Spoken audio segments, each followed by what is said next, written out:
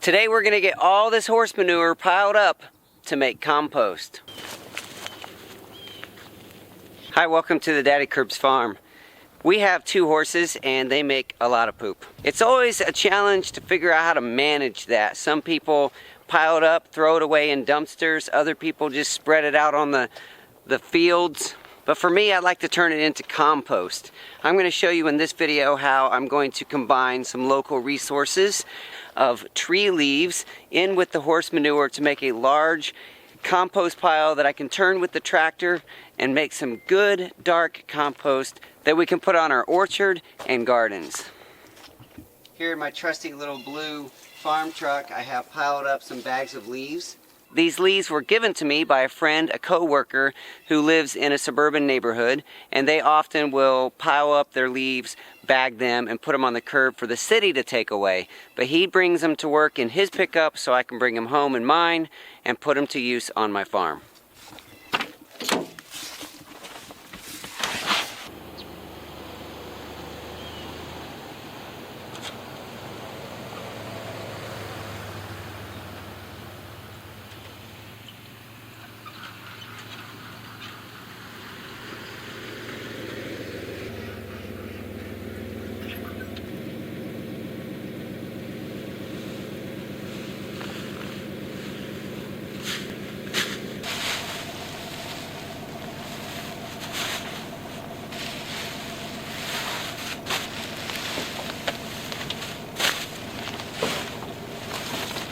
Over time, that manure pile gets bigger and bigger because we have a process of coming out just a little bit at a time using the rakes and wheelbarrow to pick up the poop on a daily basis or at least a few times a week and get it moved out there to where we can process it into compost.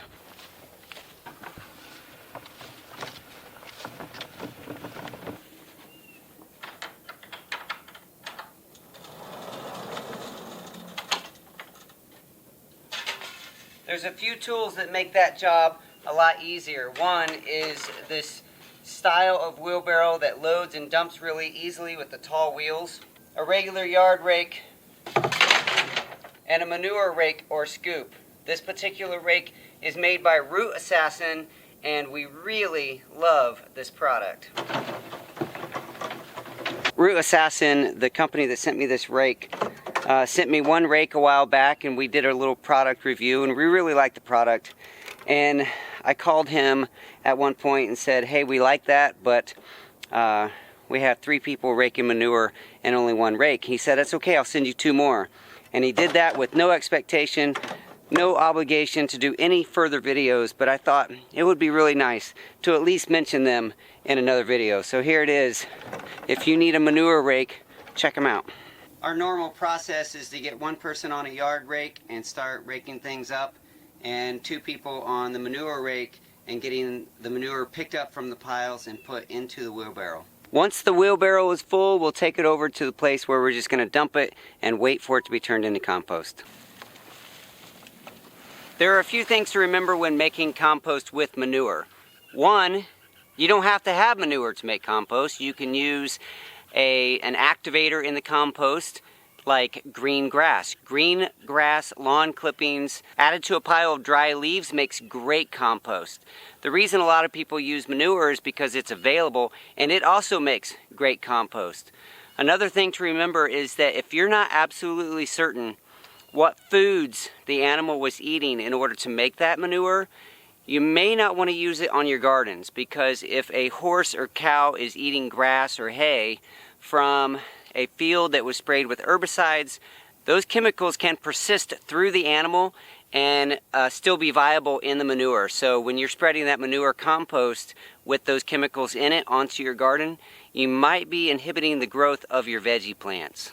Alright, let's get to mixing this. This is the largest, oldest pile. It's been here for a while. You can see it's already growing grass. And then there's a lot of piles on down the way. As we start dumping, the girls a lot of times are out here cleaning, and they just dump to the end of the pile.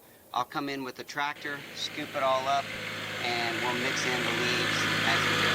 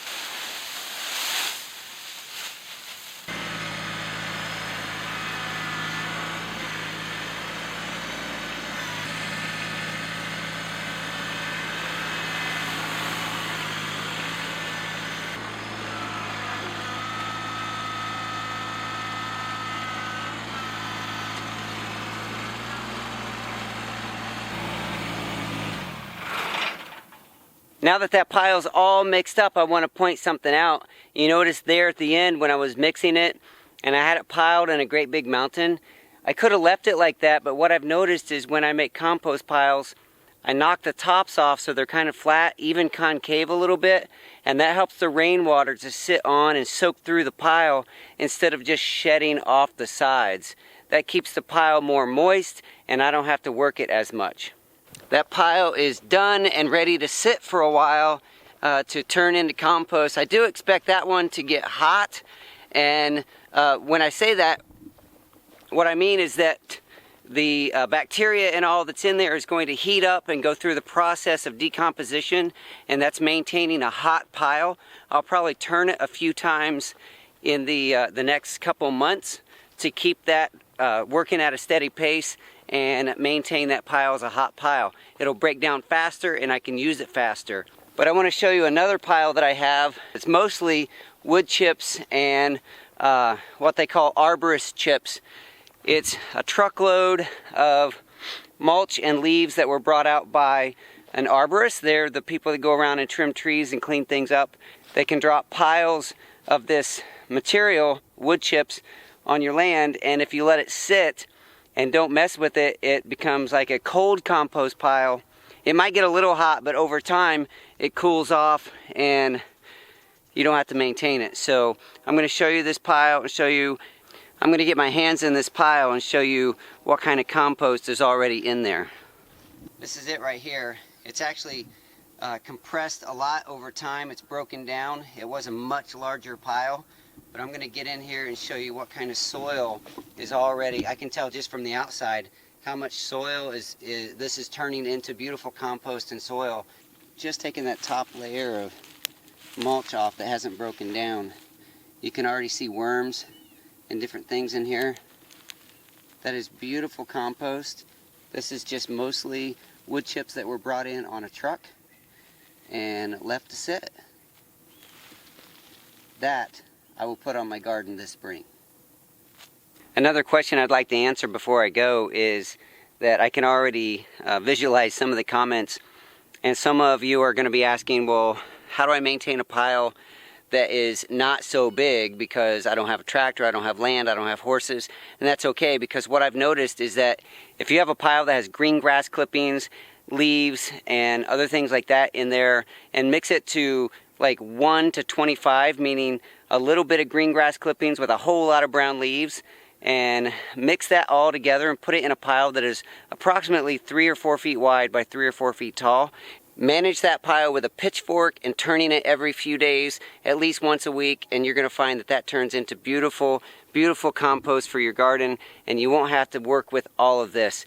The reason I'm doing these big piles is because I need to do something with these resources. I have the 2 horses in a fairly small space, you know, a few acres, and there's a lot of manure that I have to deal with. I don't want to just leave it sitting out, and I want to be able to use it for something. So that's why I'm managing these very large piles. Another thing is, you may have noticed, if the camera is close enough, the white specks, and what that is paper. I do have a tip for that. If you're shredding your paper in your house, like your sensitive documents or whatever, that can be turned into compost as well. You just have to be careful not to shred the envelopes that have the plastic windows, because you don't want that plastic in your compost pile. If you have a friend that's shredding paper for you so that it can be used instead of thrown into the landfill, that's wonderful. Just ask them to remove the plastic from the envelopes before they shred them. It may sound kind of weird, but I get kind of excited about compost. I love the process of turning waste materials or bulk materials that you don't have a lot of purpose for into something very useful. Nature is composting all the time. If you noticed, if you ever walk through a forest, you notice that there's layers and layers of leaves that drop from the trees, and the animals that walk through the forest are dropping their manures, and it's all turning into beautiful black soil that feeds the forest. That's basically what we're mimicking here, is we're turning all this material into something that we can put to work on other places on the farm. You guys know here that I believe that everyone has a story and every story counts. I believe your story counts because I believe you count. Thanks for being a part of my story through this video and letting me be a part of yours, and leave your compost comments below. I'll talk to you soon.